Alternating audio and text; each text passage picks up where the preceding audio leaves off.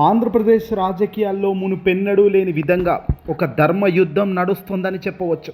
ఒకవైపు అబద్ధాన్ని నిజం చేయాలని చూస్తున్న అధికార కూటమి, మరోవైపు నిజాన్ని నిలదీస్తున్న ఏకైక నాయకుడిగా వైఎస్ఆర్సీపీ పార్టీ అధినేత మాజీ ముఖ్యమంత్రి జగన్మోహన్ రెడ్డి గారు. సాక్షాత్తు కలియుగ దైవం శ్రీ వెంకటేశ్వర స్వామి ప్రసాదంపై పంది కొవ్వు, జంతువుల కొవ్వు కలిసిందంటూ అధికారంలో ఉన్న చంద్రబాబు నాయుడు ముఖ్యమంత్రి స్థానంలో చంద్రబాబు నాయుడు గారు, అలాగే డిప్యూటీ సీఎంలో ఉన్న పవన్ కళ్యాణ్ చేసిన ఆరోపణలు ఇప్పుడు వారికే పెను శాపంగా మారుతున్నాయా అంటే ఖచ్చితంగా అవును అనే సమాధానం వస్తుంది. ఇక వైఎస్ఆర్సీపీ పార్టీకి సంబంధించి జగన్మోహన్ రెడ్డి గారు ఆరోపిస్తున్న ఆరోపణలు వాస్తవాలకు చాలా దగ్గరగా ఉండడంతో ఇటు ప్రజలు కూడా ఎస్ అంటున్నారు జగన్ వైపే. ఇక కేంద్రం నుంచి కూడా కూటమికి గట్టి షాక్ తగిలిందా?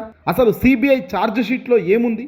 రాబోయే కార్యక్రమంలో అంటే ఇక ముందు కేంద్రం నుంచి గట్టి షాక్ ప్రస్తుతం ఉన్న కూటమికే, చంద్రబాబు నాయుడు గారికి, పవన్ కళ్యాణ్ గారికి గట్టిగా తగలబోతుందా అంటే అవును అనే సమాధానం వినబడుతుంది. పైన కేంద్రం పెద్దలు సైతం దీనిపై చాలా గట్టిగానే కాన్సన్ట్రేట్ చేస్తున్నట్టు సమాచారం అందుతోంది.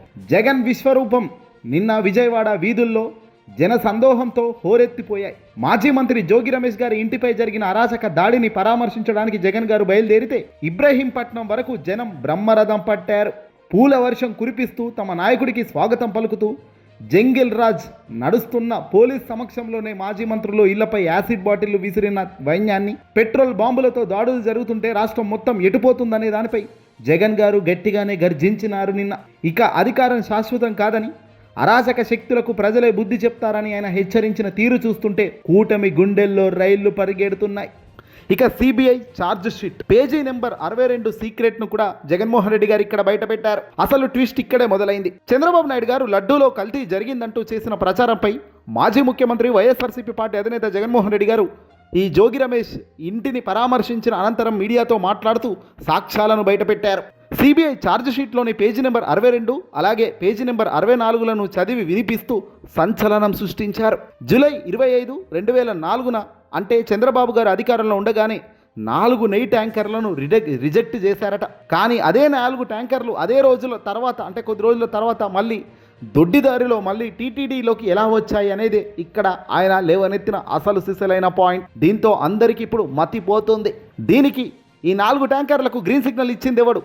అసలు కల్తీ నెయ్యి సరఫరా చేసిన బోలేబాబా కంపెనీని జగన్ ప్రభుత్వం నిషేధిస్తే మరి వీళ్ళు ఎందుకు దాన్ని అనుమతించారు? ఈ ప్రశ్నలకు చంద్రబాబు దగ్గర సమాధానం లేదు. తప్పు తమ వైపు జరిగితే దాన్ని వైసీపీపై నెట్టే కుట్రంతా కూడా ఇక్కడ బట్టబయలైంది. దీంతో ఒక్కసారిగా ఇప్పుడు రంగంలోకి కేంద్రం కూడా రాబోతుంది. కేంద్రం ఆగ్రహం చెందడమే కాదు, చంద్రబాబుకు షాక్ కూడా ఇచ్చేందుకు సిద్ధమవుతుంది. దేవుడి ప్రసాదాన్ని రాజకీయాల్లోకి లాగడంపై కేంద్ర పెద్దలు తీవ్ర అసహనంతో ఉన్నట్లు తెలుస్తోంది. సుప్రీంకోర్టు పర్యవేక్షణలో విచారణ జరుగుతున్నప్పుడు, స్వతంత్ర సంస్థలు నివేదికలు ఇస్తున్నప్పుడు మేము వేరే కమిటీ వేస్తాం, మాకు సిబిఐపై నమ్మకం లేదు అని చంద్రబాబు అనడం అంటే అది వ్యవస్థలనే అవమానపరచడం కిందికి వస్తుంది. జంతువులకు కలవలేదని సాక్షాత్తు సిబిఐ, సిట్ నివేదికలు చెబుతుంటే లేదు కలిసింది అని పవన్ కళ్యాణ్ అనడం వెనుక ఉద్దేశం ఏమిటి? కేవలం రాజకీయ లబ్ధి కోసం మాత్రమే కాదా? ఈ పరిణామాలు ఢిల్లీ స్థాయిలో ఉన్న కూటమికి గట్టి సెగల తగులుతున్నాయి. ఇప్పుడు ఇది మరవక ముందే శ్రీశైలం లడ్డూ అంటూ కొత్త డైవర్షన్ మొదలుపెట్టారు పాలిటిక్స్లో. తిరుమల విషయంలో అబద్ధం తేలకపోవడంతో ఇప్పుడు చంద్రబాబు గారు శ్రీశైలం లడ్డూపై పడ్డారు. అక్కడ కూడా కల్తీ జరిగిందంటూ కొత్త రాగం అందుకున్నారు.